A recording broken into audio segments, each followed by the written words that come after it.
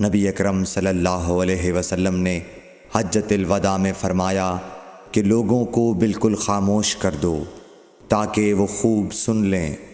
پھر فرمایا، لوگوں میرے بعد پھر کافر مت بن جانا کہ ایک دوسرے کی گردن مارنے لگو۔ صحیح بخاری حدیث نمبر 121۔ رسول اللہ صلی اللہ علیہ وسلم نے فرمایا کہ ایک روز موسیٰ علیہ السلام نے کھڑے ہو کر بنی اسرائیل میں خطبہ دیا تو آپ سے پوچھا گیا کہ لوگوں میں سب سے زیادہ صاحب علم کون ہے؟ انہوں نے فرمایا کہ میں ہوں۔ اس وجہ سے اللہ پر ہوا کہ انہوں نے علم کو خدا کے حوالے کیوں نہ کر دیا۔ تب اللہ نے ان کی طرف وحی بھیجی کہ میرے بندوں میں سے ایک بندہ دریاؤں کے سنگم پر ہے جہاں فارس اور روم کے سمندر ملتے ہیں، وہ تجھ سے زیادہ عالم ہے۔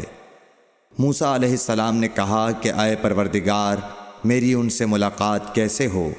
حکم ہوا کہ ایک مچھلی زنبیل میں رکھ لو، پھر جہاں تم اس مچھلی کو گم کر دو گے تو وہ بندہ تمہیں وہیں ملے گا۔ تب موسیٰ علیہ السلام چلے اور ساتھ اپنے خادم یوشع بن نون کو لے لیا، اور انہوں نے زنبیل میں مچھلی رکھ لی۔ جب ایک پتھر کے پاس پہنچے، دونوں اپنے سر اس پر رکھ کر سو گئے، اور مچھلی زنبیل سے نکل کر دریا میں اپنی راہ بناتی چلی گئی۔ اور یہ بات موسیٰ علیہ السلام اور ان کے ساتھی کے لیے بے حد تعجب کی تھی۔ پھر دونوں باقی رات اور دن میں جتنا وقت باقی تھا چلتے رہے۔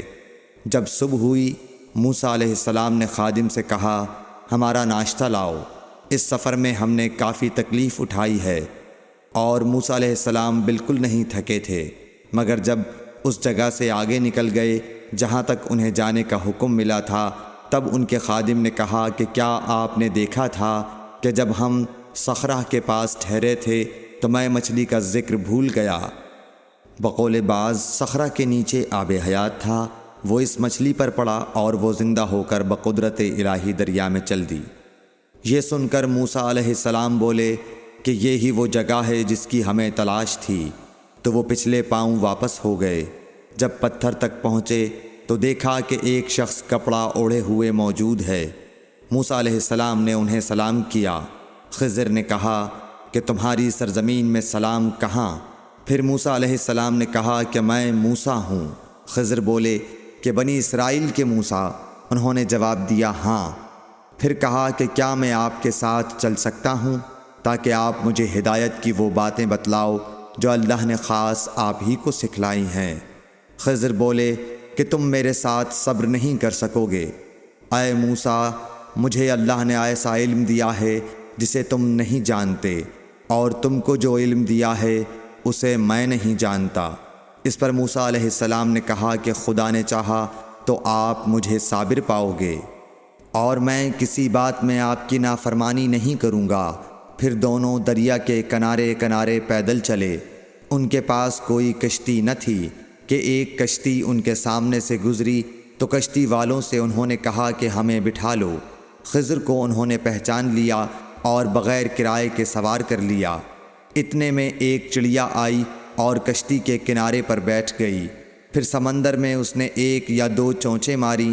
اسے دیکھ کر خضر بولے کہ اے موسیٰ، میرے اور تمہارے علم نے اللہ کے علم میں سے اتنا ہی کم کیا ہوگا جتنا اس چڑیا نے سمندر کے پانی سے۔ پھر خضر نے کشتی کے تختوں میں سے ایک تختہ نکال ڈالا۔ موسیٰ علیہ السلام نے کہا کہ ان لوگوں نے تو ہمیں کرایہ لیے بغیر مفت میں سوار کیا، اور آپ نے ان کی کشتی کی لکڑی اکھاڑ ڈالی تاکہ یہ ڈوب جائیں۔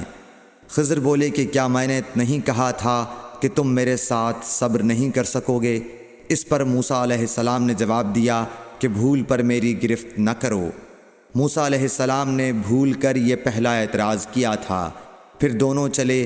کشتی سے اتر کر ایک لڑکا بچوں کے ساتھ کھیل رہا تھا۔ خضر نے اوپر سے اس کا سر پکڑ کر ہاتھ سے اسے الگ کر دیا۔ موسیٰ علیہ السلام بول پڑے، کیا آپ نے ایک بے گناہ بچے کو بغیر کسی جانی حق کے مار ڈالا؟ غضب ہو گیا۔ خضر بولے کہ میں نے تم سے نہیں کہا تھا کہ تم میرے ساتھ صبر نہیں کر سکو گے؟ ابن عیینہ کہتے ہیں کہ اس کلام میں پہلے سے زیادہ تاکید ہے، کیونکہ پہلے کلام میں لفظ لکا نہیں کہا تھا اس میں لکا زائد کیا جس سے تاکید ظاہر ہے۔ پھر دونوں چلتے رہے حتیٰ کہ ایک گاؤں والوں کے پاس آئے، ان سے کھانا لینا چاہا، انہوں نے کھانا کھلانے سے انکار کر دیا۔ انہوں نے وہیں دیکھا کہ ایک دیوار اسی گاؤں میں گرنے کے قریب تھی۔ خضر نے اپنے ہاتھ کے اشارے سے اسے سیدھا کر دیا۔ موسیٰ علیہ السلام بول اٹھے کہ اگر آپ چاہتے تو گاؤں والوں سے اس کام کی مزدوری لے سکتے تھے۔ خضر نے کہا کہ بس اب ہم اور تم میں جدائی کا وقت آ گیا ہے۔ جناب محبوب کبریا رسول اللہ صلی اللہ علیہ وسلم فرماتے ہیں کہ اللہ موسیٰ علیہ السلام پر رحم کرے۔ ہماری تمنا تھی کہ موسیٰ علیہ السلام کچھ دیر اور صبر کرتے تو مزید واقعات ان دونوں کے بیان کیے جاتے اور ہمارے سامنے روشنی میں آتے، مگر حضرت موسیٰ علیہ السلام کی عجلت نے اس علم لدنی کے سلسلے کو جلد ہی منقطع کرا دیا۔ صحیح بخاری حدیث نمبر 122۔